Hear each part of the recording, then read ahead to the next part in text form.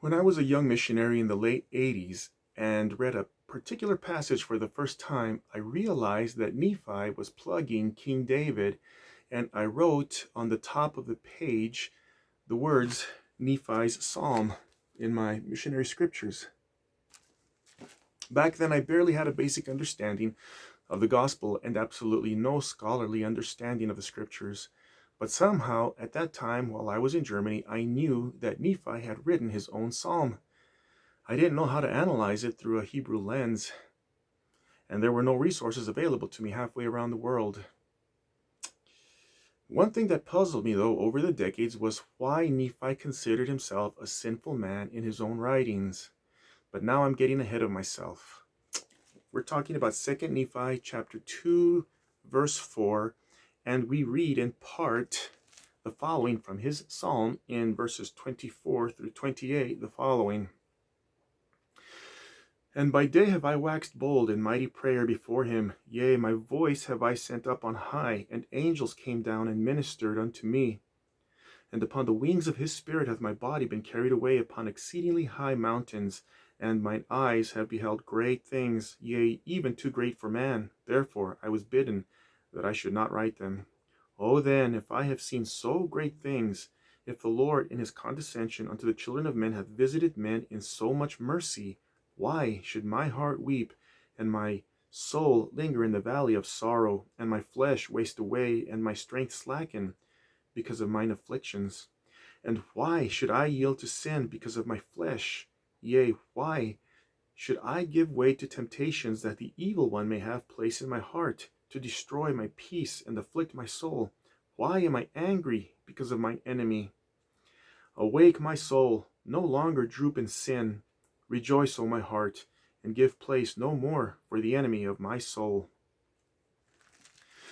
I couldn't understand why Nephi yielded to sin so easily, giving way to temptations after everything that he had experienced and after everything that he had seen, and after so many visitations by Jesus Christ.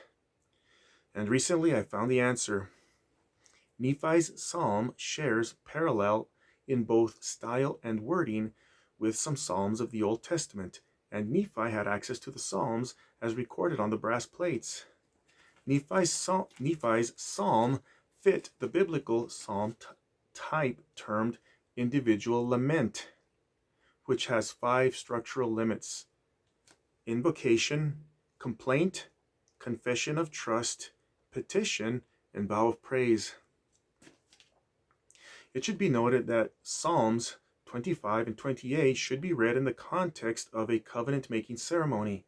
The attitude of trust is the key to the psalmist's preparation, for trust signifies dependence and hope based upon the covenant character of God. He trusts because God is faithful as the God of the covenant promises. He trusts because those who have trusted in the past have experienced the presence and help of God. As part of this covenant-making process, the psalmist typically does 5 things. Again, number 1, he recognizes his sins. 2, he pleads for forgiveness so that the covenant curses come not upon him, but that they fall upon his enemies, the wicked. 3, he dedicates himself to keeping the covenant and commandments of the Lord. 4, he petitions the Lord to guide him in the right way. And 5, he rejoices because of the Lord's help and thanks, and he praises God. Nephi is employing this form of Hebrew poetry, and he ends with his witness to us.